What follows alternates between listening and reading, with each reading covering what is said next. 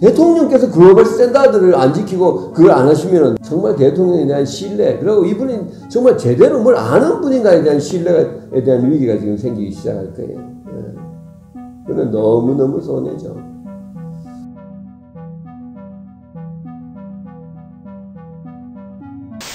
안녕하십니까. 전성철입니다. 오늘은 어제 우리 문재인 대통령께서 발표하신 우리 국민연금으로 하여금 대기업에 대한 스튜어드십을 행사하도록 하겠다 하는 그 말씀에 대해서 참 심각한 걱정과 우려를 표명하고 싶습니다. 한마디로 시어머니 노릇을 하도록 하겠다. 우리 국민연금으로 하여금 이런 이제 말씀이시죠. 근데 이거는 정말 좀 문제가 있는 것 같아요. 네. 지금 이 상태로 하는 것은. 그럼 잘 아시는 대로 경제라는 것은 뭐 두 가지가 있지 않습니까? 하나는 떡을 키우는 것이고 하나는 나누는 것이죠. 근데 우선 떡을 키워야지 나눌 수가 있으니까 키우는 게 먼저죠. 그죠? 그런데 그 떡을 키우는 이제 일을 갖다가 기업이 하는데, 기업을 한다는 것의 그 본질이 뭐냐 하면은, 한마디로 그거는 리스크 테이킹입니다. 예. 기업가가 위험을 부담해서 하는 것이 바로 그게 사업이고, 그게 이제 기업을 통해서 하는 거죠. 예. 그러면, 그런데 비해서 직장 생활 하는 사람, 월급쟁이는 리스크 테이킹이 아주 적죠. 그죠? 그게 본질은 사실은 상사로부터의 평가예요. 그래서 기업가와 월급쟁이, 소위 직장인의 그게 완전히 본질이 다른 건데, 이 기업을 한다는 것이 리스크 테이킹이라는 걸 어떻게 알 수 있냐 하면요. 우리나라의 10개 기업 중에 10년 안에 9개가 망해요. 우리나라뿐 아니라 세계에서 대체로 보면은. 근데 이게 망한다는 게 여러분 기업가가 망하면요 참 비참하게 됩니다. 예? 정말로 진짜 쪽방에 가서 사골세에 가서 살면서 뭐 사회로부터 낙인이 찍히고 자식들한테 정말 무시받고 정말 진짜 비참하게 되는 게 그게 망한 기업가의 삶이거든요.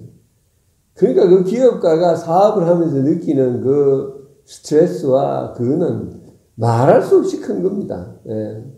좋은 차 타고 좋은 집에서 사니까 저 사람들 얼마나 좋은가 싶지만 사실은 속은 시커멓게 타 있는 사람이 대부분이에요. 예. 제가 우리나라 3대 재벌의 사모님이 그 기업이 망할까봐 항상 그렇게 걱정하신다는 이야기를 제가 들은 적이 있어요. 기업이라는 건 항상 빚이 많기 때문에 자칫하면 망해버리는 거예요. 근데 그 망하는 요인이 어디서 오냐면 외부에서 오거든요. 많은 경우에. 그렇죠. 내부에서 오지만 자기가 어떻게 할 수 없는 경우가 많아요. 예를 들어서 어떤 아주 강한 경쟁자가 생겼다. 갑자기 원료값이 폭등을 했다. 경기가 불황에 빠져버렸다. 불이 나버렸다. 직원들이 어떻게 하다가 큰 실수를 했다. 직원들 중에 나쁜 짓 하는 직원이 생겼다. 횡령해 먹거나, 돈 받고 그냥 아주 품질 나쁜 원료를 구입한다든지. 기업이 망할 수 있는 요인은 수십 가지, 수백 가지입니다. 예. 이게 중에서 뭐가 터질지 모르는 게 기업가의 삶이에요.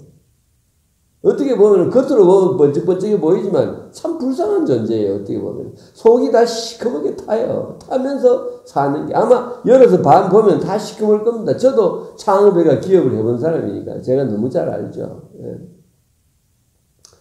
그래서 이러한 그 리스크, 그러니까 제가 리스크라는 거죠. 리스크가 기업 활동의 본질이라는 거예요. 예. 그래서 그 기업인들의 가장 큰 과제는 어떻게 하면은 이 리스크를 줄이려는 거예요. 예. 리스크가 많아지면 위축돼요. 왜냐? 이미 리스크가 너무 많기 때문에. 예. 근데 떡의 원천이 기업이니까 기업가가 위축되어 버리면 나라가 망하는 거예요. 경제적으로. 예. 내가 이거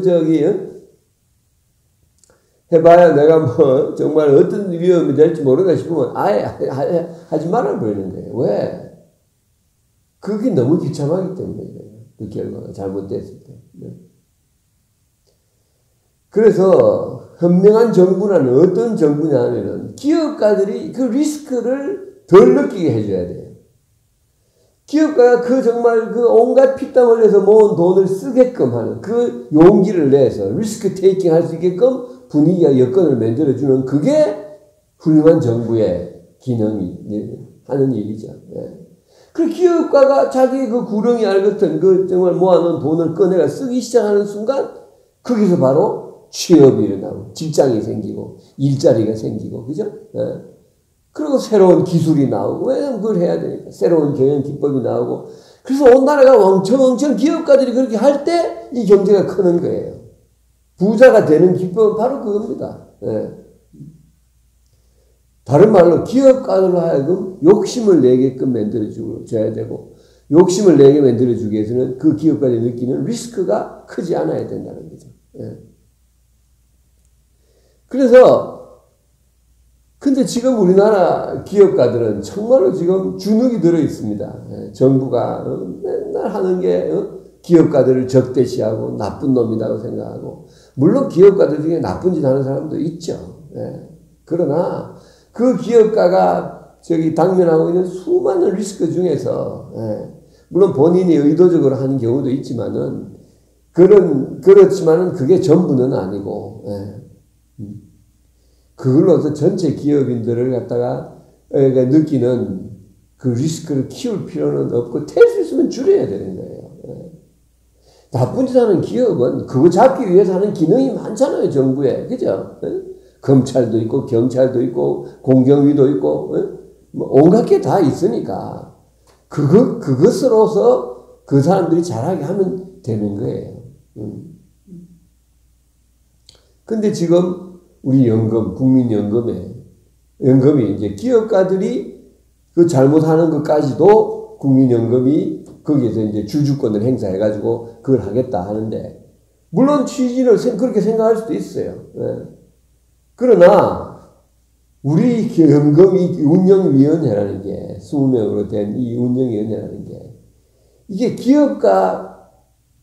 기업의 능률과 효율과 돈 버는 능력만을 따지는 구성이 아니에요. 장차관급이 벌써 5명이고 국영기업 사장에다가 온갖 부서를 갖다가 사회 각계각층 노동계 뭐 사회계 이렇게 대표하는 사람들 모여가 이게 돼 있으니까 이 사람들이 기업에 그걸 따져서까지 이제 하기 시작하면은 기업가들이 느끼는 그 부담감이라는 게 굉장하죠. 왜? 국민연금이라는 건 돈 가진 데잖아요. 그죠? 국민연금이 돈을 떼거나 투자를 하면 주가가 내려가면 당장 이자율이 올라가고, 그 다음에 채권자들이 더 못 살게 굴고, 또 직원들도 그거 하고. 그러니까, 그것도 그렇지만은, 주주권을 행사해가지고 이제 자기를 쫓겨나게 만들겠다. 이렇게 하는 거는 기업가가 느끼는 리스크를 너무너무 키우는 거예요. 내가 망하면, 내 일 피땀 흘려가 하는 게 아니다. 이러면, 아이고, 될 수 있으면 몸 조심하자. 나는 그냥, 엎드려가지고 있고, 더 키우지 말자. 그러니까 지금 정부가 기업을 갖다가 적대시하니까 전 공단에서 기업 팔라고 내놓은 데가 천지고 공장 팔라고 내놓은 데가 넘쳐나가고 그렇게 되고 있지 않습니까? 이제 그래서 우리 지금 정부가 경제를 갖다가 챙기겠다 한다면 기업가들이 길을 살려주는 게 첫 번째 과제인데 대통령이 나서가지고 기업연 국민연금한테 스튜어드십 행사하라고 이야기할 필요가 없는 거예요. 이미 주눅이 충분히 들어있는데, 네. 경제를 아는 대통령이라면 이 문제를 어떻게 접근했을까요? 저는 문 대통령이 경제를 모르는 분이라고 생각합니다. 우선 먼저 하는 게, 스튜어드십, 이제 국민연금의 운영인 본부가 경제 논리로 운영될 수 있게끔, 그게 장관들을 없애야 돼요. 장차관이 6명이 들어가 있으면, 대여섯 명이 들어가 있으면 그 성깔이 어떻습니까? 그런 관료 조직이 돼버리는 거죠. 장차관이 이래라 저래라 하는데 다른 사람이 이의 제기하기도 쉽지 않을 거예요. 그래서 그런 요소를 빼고 이 국민연금이 진정으로 경제 논리에 의해서 운영되도록 하는 그 운영의 구성부터 바꾸자. 그래서 연금은 우리 저 모든 국민의 미래를 책임지는 곳이니까 이게 돈 잘 벌어야 된다. 경제 논리로 운영될 수 있게끔 해라. 이렇게 먼저 발언을 하셔야 됩니다. 말씀을 하셔야 됩니다. 그렇게 하고 나면은, 그래서 이게 연금이 진짜로 경제 논리로 운영되면은, 그때는 스튜어드십을 행사해도 되는 거예요. 왜? 관료 조직이 내리는 결정이 아니라 경제 논리를 따지는 조직이기 때문에 거기에 대해서는 기업들도 수용할 용의가 충분히 생기는 거죠. 그래서 스튜어드십 행사하지 말라는 건 아닙니다. 순서가 잘못됐어요. 기금운용본부가 진정으로 경제 논리로 운영되는 것을 먼저 확보하고 대통령이 그렇게 말씀하셔야 되는 거예요. 그러고 나서 그게 그렇게 되고 나서 그 다음에 스튜어드십을 행사해라 하면은 기업도 순응하고 다 그렇게 할 수 있는 거 선진국은 다 그렇게 하고 있거든요. 그게 바로 글로벌 스탠다드예요.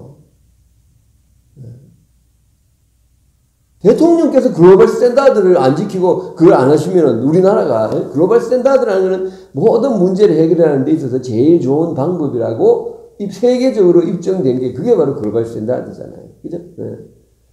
먼저 경제 논리로 대기업의 비리를 따지는 데는 이미 많이 있어요. 넘쳐나요. 이 국민의 이 정말 미래를 책임지는 이거는 경제 논리로 움직이도록 해야 된다. 이렇게 엄명할 수 있는 대통령이 계셔야 되는 거예요. 우리나라의 지금 현재 상황은. 지금뿐 아니라 언제나.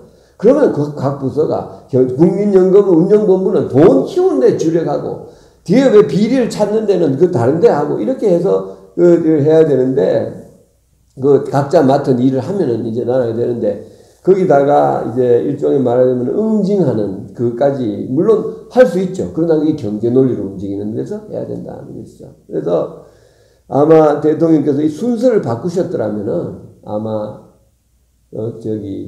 호응도가 훨씬 더 지금보다 커졌을 것 같습니다. 정말 대통령에 대한 신뢰, 그리고 이분이 정말 제대로 뭘 아는 분인가에 대한 신뢰에 대한 위기가 지금 생기기 시작할 거예요. 그건 너무너무 손해죠. 미국 같은 나라는 대통령이 재선하는 제도가 있잖아요. 경제가 중요합니다. 지금 푸틴 대통령 인기가 폭락하는 것도 경제가 나빠서 미국 대통령이 경제 성장률이 제대로 안 된 대통령이 재선된 예가 한 번도 없습니다. 그만큼 경제가 중요한데 지금 현재 우리 지금 대통령께서 너무 이렇게 정말 가볍게 이 경제의 문제를 갖다 가볍게 보시고 소득주도 성장도 너무 가볍게 시작하시는 것 같고 이런 것들이 정말 심각한 걱정이 됩니다.